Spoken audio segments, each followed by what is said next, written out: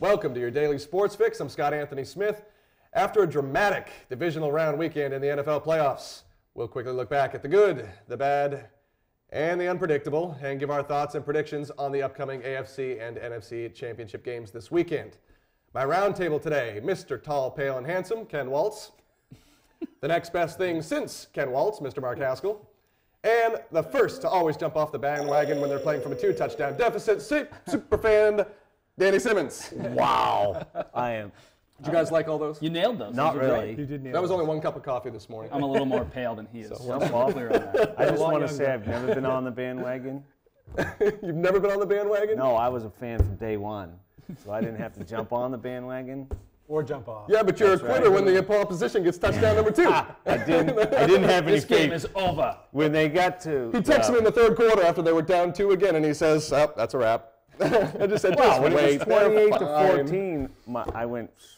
I got a pretty funny story about that, too. All right, well, really quick, let's actually talk about last week's game. So, Patriots, Colts, quick wrap up. Danny, what were your thoughts on the game? Patriots-Ravens? Patriots, Ravens, yes. Amazing, actually. Probably one of the best playoff games I've ever seen. To be down 14, then come back and tie it up, and then go down 14 again, and then come back and take the lead with the Brady throwing the pass to LaFell. I thought that was the greatest playoff game probably I've ever seen. I got a little loud at my house. I'll admit it. My girls probably thought I was a little crazy, but It was a tremendous game, no Yeah. question about it. So exciting. Got down early. Those slow starts are starting to bother me with the Patriots. They've had a lot of those recently. Luckily for this game, they were able to come back and win the game. So The Edelman Amendola play cannot go unstated. Obviously, that was fantastic Right. and a big momentum shift. I really think Baltimore played as well as they could have played. I think there's some clock mismanagement there in those last 4 or 5 minutes. Flacco goes for it deep. They were moving the ball well, methodically. It seemed like you're right. It seemed like he didn't need to make that play, and New England capitalized on it, and they're moving on as we see. when I saw Edelman take that step back, the first thing in my mind was, holy cow, there's going to be somebody down there. He's not going to be covered. And he was. There goes Amendola, and right down the sideline. That was awesome. I got probably just as loud on that. But didn't you love the comment by Brady? I keep telling those guys they can't be throwing the ball better to me, to the right. receiver. Right, They right. can't play better than I do. So you think Amendola earned his paycheck with that one play? Because he really hasn't done nothing, right, since they got him? Well, I can't say he hasn't done anything, but again, you look at the other players that are high targets for Brady. You look at Gronk, you look at Edelman. I think Amendola's got his fair share. Obviously, LaFell's name has been called a number of times this year. He's had a great season. Yep. That was So- Amendola's probably best game as a Pat. It was his best game overall, but I think Right. he's contributed quite a bit with his kickoff returns and some Yes. other areas. Don't get me wrong. Right, He's right. been a bust for a while, but lately, last 6 weeks, he's done a lot of extra things for Yes. them, I Yeah, think. I I agree. think you're right. By far, biggest play he's ever made. It's kind of like with the Red Sox when they signed J.D. Drew. Everyone's like, it was a bad contract. Well, I heard that. when he hit the grand slam in the World Series, everyone said, all right, we're even. We're even. All right, let's get on to this weekend's games. Seattle Seahawks against the Green Bay Packers for the NFC Championship game. I'm still a little on the fence about this. I totally think Green Bay could take them. And personally, I actually think, and I think I mentioned this last week, I think that the matchup between Packers-Patriots, Rodgers-Brady is a little more epic of a matchup than, Wilson and Brady. I think we see that young, strong team that, Seattle has, but I just think on paper and on, even for television standpoint, I think the Packers would be a better matchup. But Ken, what do you think on the NFC game? I think Seattle's going to win, and the reason I say that, I think Aaron Rodgers, and I think we'll all agree on this, is probably the best quarterback in the NFL. But he's been diminished with that calf injury. I think part of his game is he can run and extend plays. He hasn't been able to do that, and against that tenacious defense of Seattle's, I think it's going to be a long day for the Packers. This Seattle-Green Bay rivalry is really turning into something special. I mean, I remember back in '03, it was the wild card game. Remember, it was Hasselbeck, and they win the toss, and he says, in overtime, they win the toss, and they say, we're going to take the ball and we're going to win. And then Al Harris runs the pick back. They win the game. And then you got the Mike Holmgren thing, where Mike Holmgren was coaching Green Bay, and then to Seattle. I mean, there's been a lot of history between these two teams. But I think what it comes down to, a good defense trumps a good offense. And Seattle is fantastic. Then they ball hawk. They've got great safeties. I see them probably taking advantage of Aaron Rodgers' calf and probably winning this game out. Danny? Yeah, I got to agree with both of you guys. Seattle's defense is just too strong. Even if Aaron Rodgers was on the top of his game, I think Seattle's defense is just too strong. Now, who do you think has a better game, Clay Matthews or Richard Sherman? Ooh, man. Matthews. I think Matthews too, because I don't think they're going to target Sherman much, and Matthews will have a bigger chance to make a bigger impact.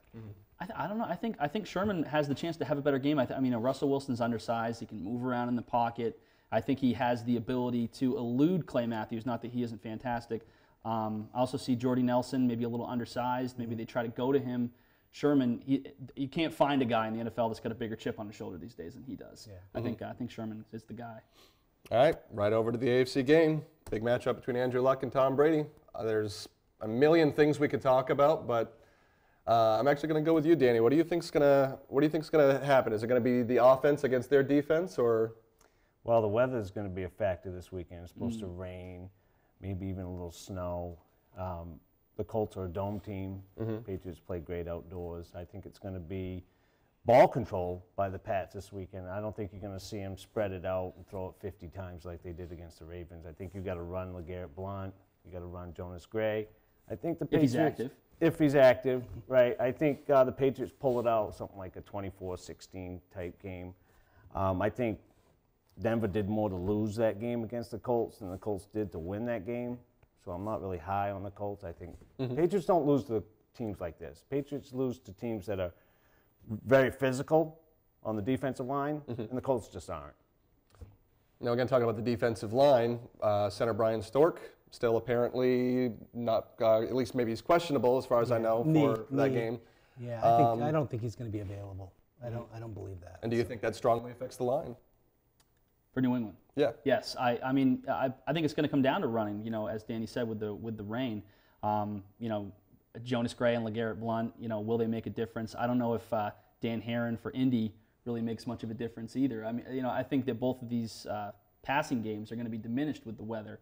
But I think when it comes right down to it, you've got Revis on T.Y. Hilton, and you've got Browner, if he's healthy, on Moncrief. And I think they win both of those matchups. So you're kind of leaving it to Colby Fleener and Andrew Luck to win this game for Indy. And I don't think, I think that New England, I think they win this game by 3 scores. Really? I think the game's going to be closer than it has been in the last 3.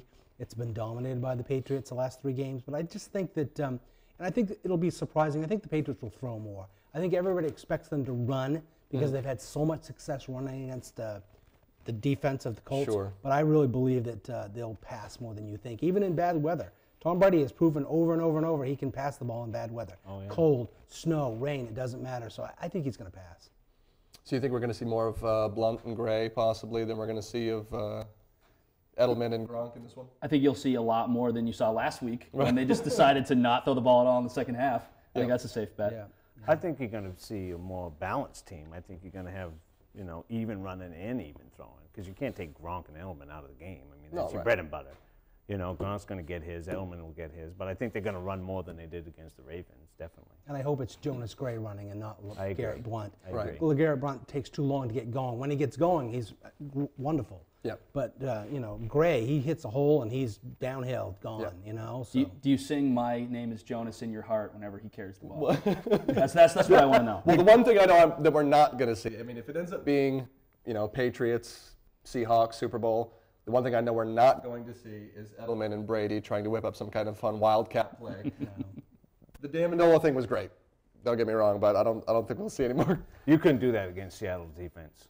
No, you couldn't. You couldn't. They're way too fast. Seattle proved in the Super Bowl last year. I mean, Denver's offense was fantastic the entire season. They put up 8 points. But they were soft. They were a soft offense. Yeah. New England's not a soft offense. There's nothing soft about Gronk or even Edelman. I like New England. All right. Well, we got plenty of action to see this weekend. For everything sports around here, check out Sports Fix anytime on Time Warner 88, online at VStv.me, and on Facebook. And get your game updates from these guys at the sports page at villagesoup.com. That's all we got for you today. So for Ken, Mark, and Danny, keep your eyes on the ball. There you go. Yay.